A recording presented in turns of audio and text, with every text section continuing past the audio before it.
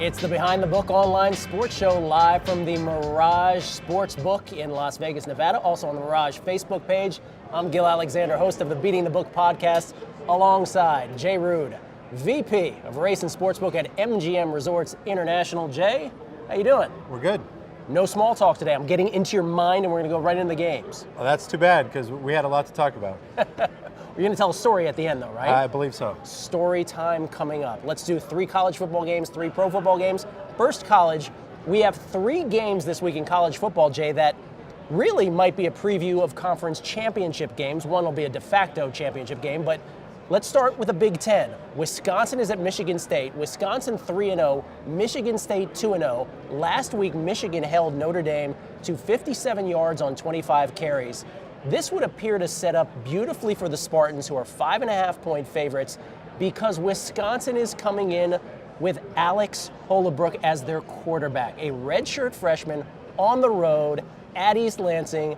Big Ten opener. What could go wrong? What could go wrong? You just made the case for why I'm going to need the Badgers really, really bad in this game. The public just saw a Michigan State manhandle a Notre Dame team in their own house. They saw a Wisconsin team struggle with a subpar, MAC team. So the only thing I can imagine is we're going to get about $10 for every $1 to Wisconsin. So Michigan State, Sparty's going to be the big play for the public this week. But you're in that position every week, aren't you? Needing a team that clearly the narrative that the public goes with, the narrative that I just put forward for this game, for instance, clearly the public's going to latch onto that. And so this is probably a weekly occurrence for you. It is. I mean, we were discussing this before the show, and you called it the poo-poo platter, and that's exactly what I get served every week. The poo-poo teams plus the points. Yeah, so that'll be interesting. Now, key stat in that game, Wisconsin has been holding opponents to a 21% third down conversion rate. Not really a stat that's sustainable. Another sort of black mark on Wisconsin coming into this game. Michigan State minus 5.5. You think it'll go up though before game time? Yeah, I do. If you're going to bet Michigan State, you're going to want to get it early because the closer you get to kickoff, the public money is only going to tidal wave on this. Okay, let's go to the second of these conference championship previews. Obviously, there's not an SEC East championship game, but let's just say this will go a long way toward determining who might be the SEC East champion. Tennessee hosting Florida. I see you have it Tennessee minus 6.5 right now. Another backup quarterback situation. Your boy, Luke Del Rio of Florida, gone with a knee injury. Florida's got Austin Appleby in this game. Now, Tennessee's 3-0. It has not been an impressive 3-0 by any stretch. They probably had one good half of football. But Austin Appleby failed at Purdue. So again, that's the narrative. You're going to probably need Florida here. We're probably going to need Florida. I don't think there's a lot to get excited about Tennessee either from a public perspective. There is, at least consistency in the skilled players going to play for them for the 3rd week in a row.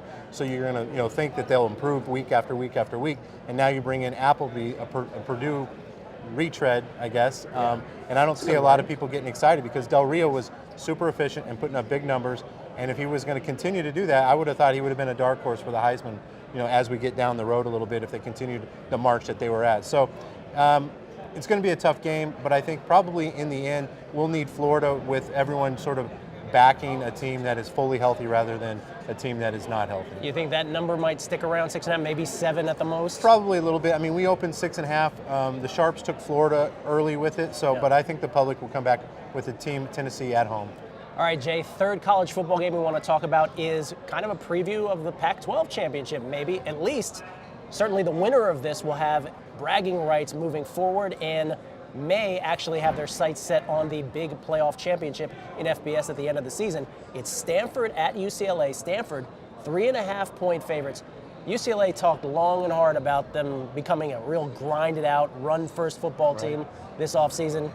Hasn't really happened. 3.5 yards a carry.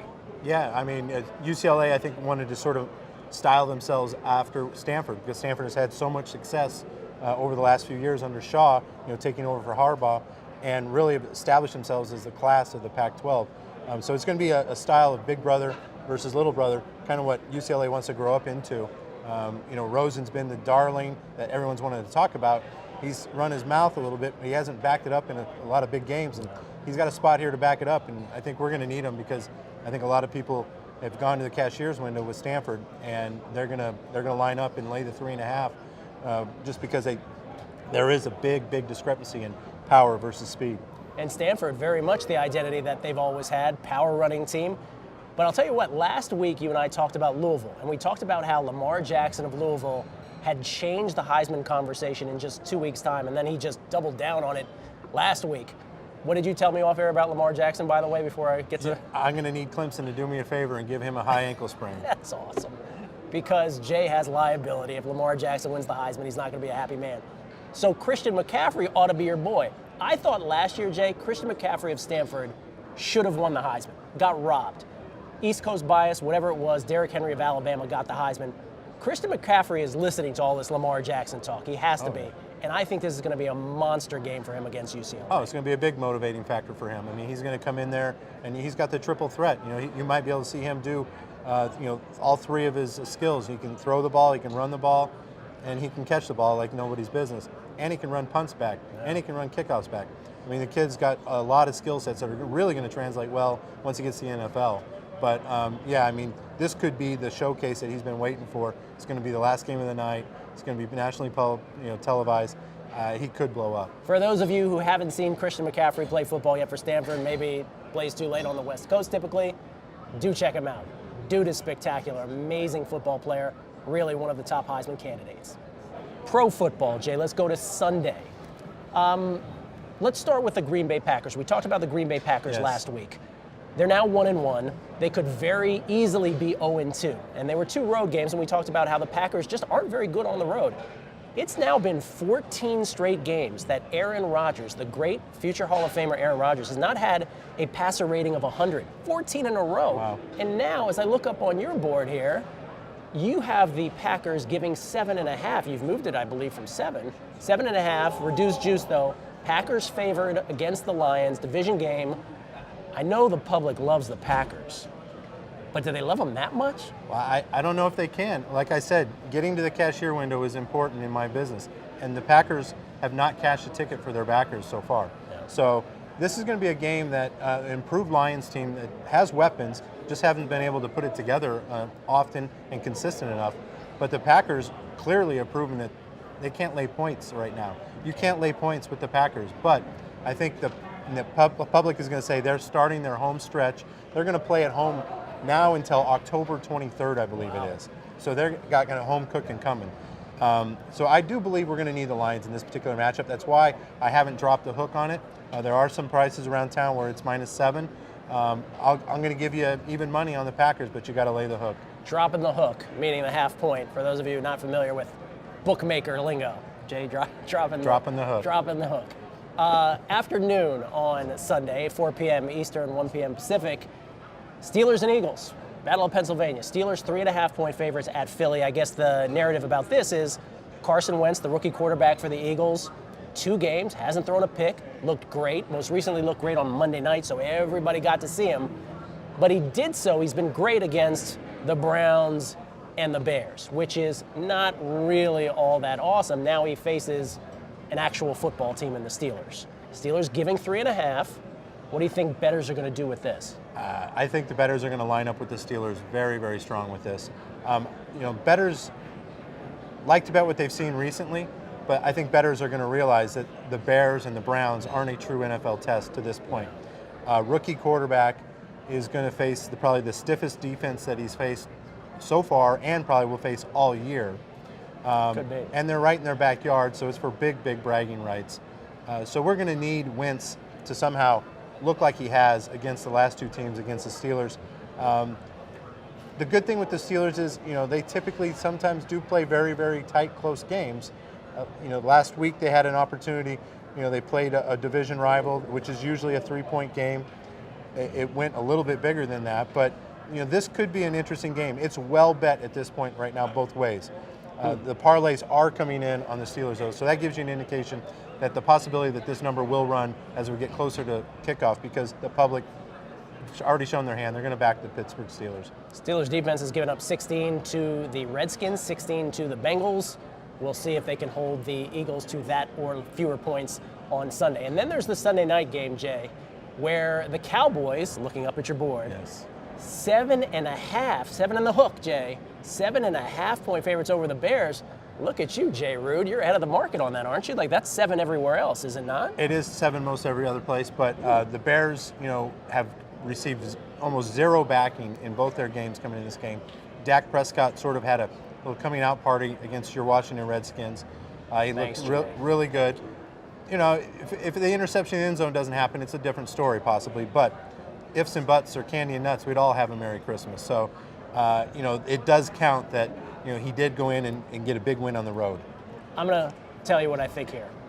This to me, and we talked about a game like this last week, but no market is affected more by recency than the NFL, as we know. No team looked worse than the Bears last week on a public stage. No team looked better necessarily than the Cowboys, or at least the promise of the Cowboys with Dak Prescott. 7.5. That Cowboys defense is a sieve. Like, Brian Hoyer, for all, I don't know that the knockdown from Jay Cutler to Brian Hoyer is significant at all. That's a lot of points to give the Bears. I would go Bears here. You're giving me the hook.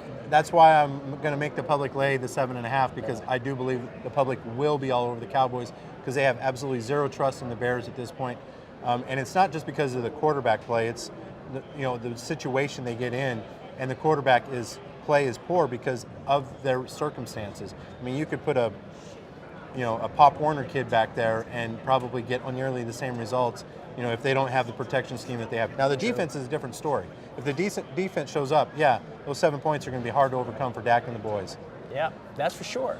So, again, this weekend, you said last week the game that really decided your outcome was typically, and the again, late the late game. You expect it to be the same case here. Absolutely, going to be in the same situation. I mean, it came down to we needed the Vikings last week on basically a double down situation. We were either going to lose everything we'd won prior to that game, all the sweat, all the grind that we did all day long was going to be flushed if Packers come in and win that game. They were coming to the window two-fisted betting the Packers last week, and I envision the same thing here with Cowboys. I mean, we're gonna hear Cowboys, and over probably a whole lot, as we get close to kickoff next week. So you're going to need the Bears. What a life you lead. Yes. But there's a reason they keep building casinos and sports books. I guess that wins in the long run. 11 to 10, like we discussed last week, is a little bit of an advantage. Okay, Jay. Now is your moment to shine. One of the great things about being a bookmaker and in your position, VP of Race and Sportsbook at MGM Resorts International, is that you have experienced so many things behind the counter. Tell us just one. We'll do this week after week, but tell us one this week that comes to mind of note, whether humorous, interesting, whatever. Yeah, no, it's a story that I learned a pretty valuable lesson on. I was young. I was the manager here at the Mirage. I wasn't running the Mirage, so I had a direct report, Robert Walker, that I reported to. And a gentleman came to the counter. He looked to be homeless. He had a Walmart bag that he probably had on his possession for 2 or 3 weeks. He had a pretty foul smell to him. He came up and he said, "How much can I bet on the Colts this week?" And me being young and dumb and cocky, I said, "Empty your pockets. You can bet whatever you want on it." And he started pulling out bundles of $100 bills, and he wanted to bet $200,000 on the Colts. Stop it. Yeah. So Really? I had to get a little bit of permission. I couldn't quite cover that bet on my own call. So we got permission, gave him the bet, and the gentleman won. I don't know where he was. Never saw him watching the game, sweating the game. He won. He came back with the same bag, loaded all the cash in, and never saw him again. Never saw him again. But you can't make snap decisions like that. You got to learn to not judge a book by its cover and take every situation seriously. Booking to faces, as they say. Booking to faces. Wow. And the man's name was Warren Buffett. No, that's not true. Wow. So that taught you a very valuable lesson. It's an amazing story. One bet and he was out. One bet and he was out. Never saw him again. He could have shown up and it looked much different. He might have spent some of his money at the spa and bought a suit, and I wouldn't have recognized him. But it was a valuable lesson at an early age. Stories like that each and every week. I bet you have a endless supply of those. I do, yeah, and they get a little more colorful as maybe if I have a cocktail or two. Yes, we are allowed to curse, so we'll get Jay to curse in future weeks. on the Behind the Book online series. Stories like that each and every week, and all your questions on social media, just hashtag Behind the Book, and Jay will be happy to answer them as well. For Jay Rude, I'm Gil Alexander. Check out my podcast, the Beating the Book podcast, available on iTunes and all podcast distributors. We're here each and every week at the Mirage Sportsbook. Thank you to the good folks here. Check us out on the Mirage Facebook page as well each and every week. Good luck with your Week 3 NFL bets and all your college football bets.